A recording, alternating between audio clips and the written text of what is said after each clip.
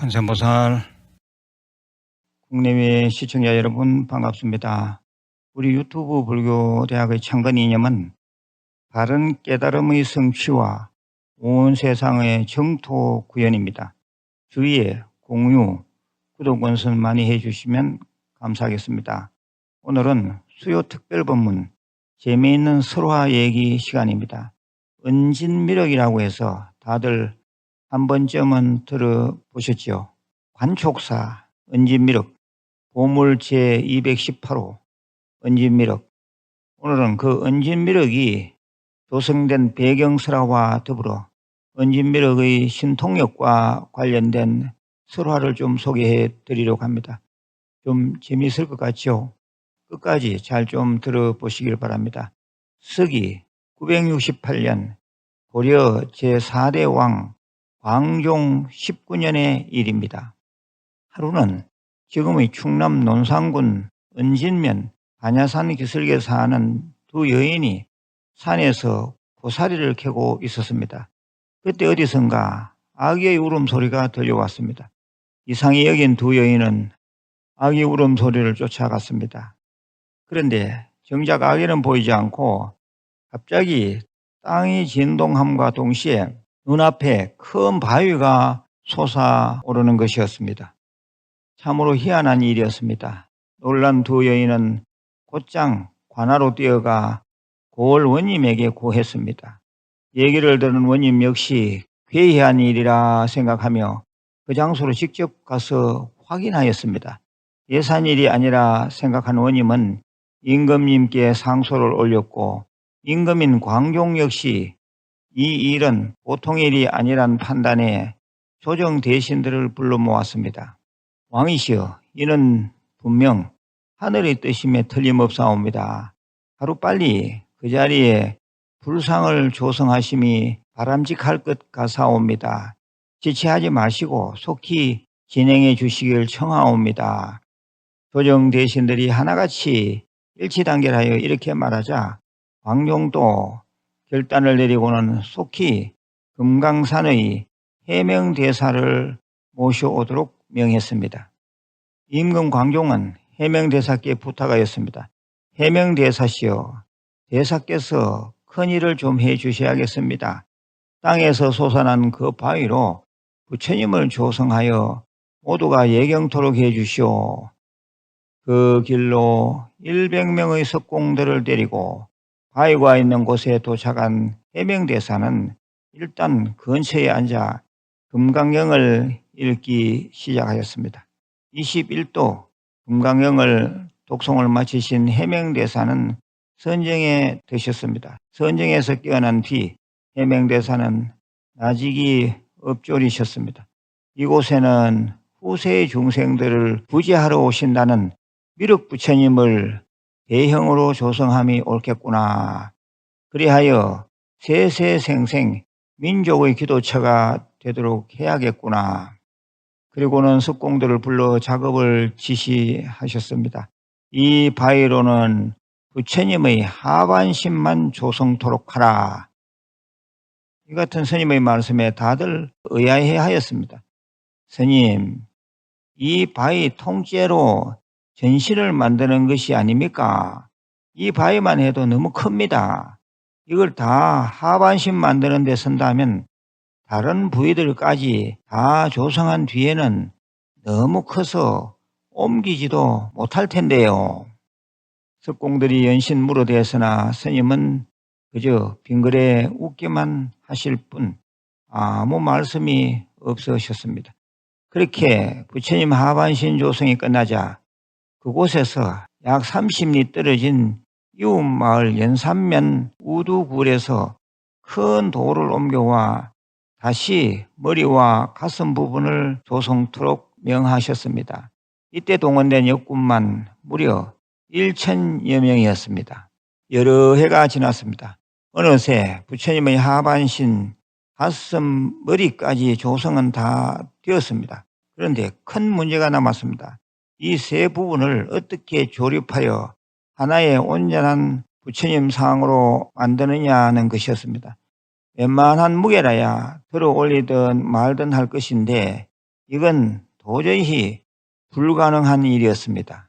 여느 때처럼 금강경 21독을 마치신 스님은 근처로 포행을 나가셨습니다.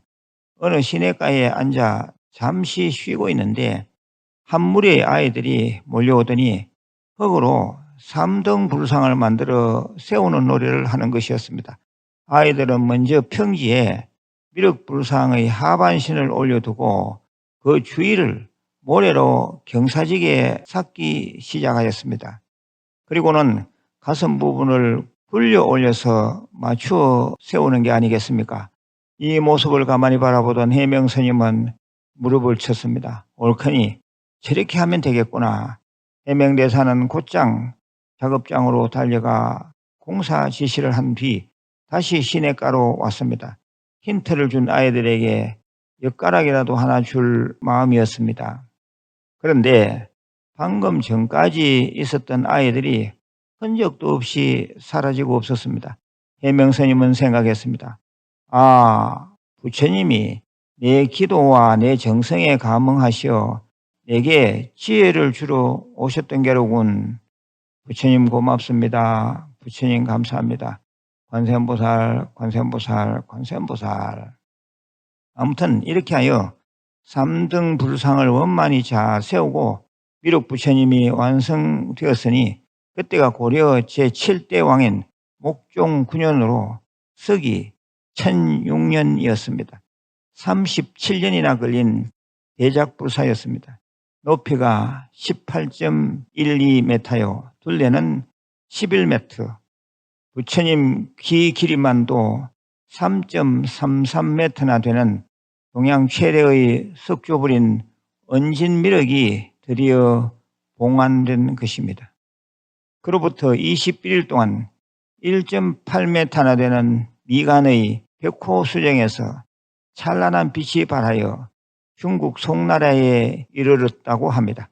그래서 송나라의 지한대사가 그 빛을 따라 찾아와 예경한 뒤 그 광명이 촛불빛과 같다라고 하며 절의 이름을 관촉사라 지어주었다고 합니다.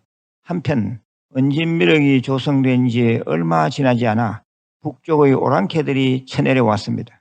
악명 높은 그들은 그야말로 파죽지세로 밀고 내려왔습니다. 어느덧 압록강까지 내려온 그들이 고려로 내려갈 길을 찾고 있을 때입니다. 가사를 수하고 삿갓을 쓴 스님이 아주 태연히 압록강을 건너고 있는 것이었습니다.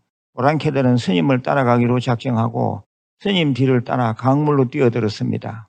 하지만 강 위를 건널 수 없었던 오랑캐들은 모두 압록강에 빠져 죽고 말았습니다. 오랑캐 대장만이 후사일생으로 살아났습니다. 부하들을 다 잃은 대장은 화가 머리끝까지 치솟았습니다. 그래서 다시 육주로 되돌아온 스님을 향해 칼을 내리쳤습니다. 그러나 대장의 칼은 스님 삿갓 한쪽 귀퉁이만 스쳤을 뿐 스님은 조금도 다치지 않으셨습니다. 뭔가 비범한 상대임을 눈치챈 오랑캐 대장은 그 길로 출행랑을 쳤습니다. 그래서 고려는 오랑캐의 위협으로부터 벗어날 수 있었습니다. 사람들이 말했습니다. 그 스님은 나라를 위기에서 구하고자 현신하신 은진미륵이시라고.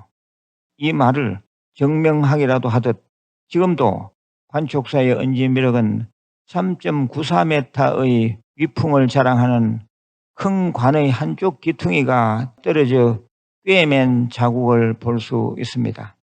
그리고 해명대사가 3등 불상을 조립하지 못해 고민할 때 아이들을 만났던 시냇가가 있는 동네 이름도 이 부처님의 조성설화를 바탕으로 하여 모래사다리라는 뜻의 사제촌으로 부른다고 합니다. 이상 이야기는 모두 끝이 났습니다. 우리는 이 이야기들을 통해 몇 가지 교훈을 배울 수 있습니다.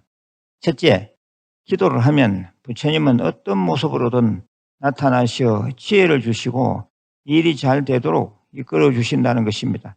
해명스님이 지극정성 매일같이 금강경을 독송하고 아이들을 만나 부처님 조립의 힌트를 얻지 않았습니까?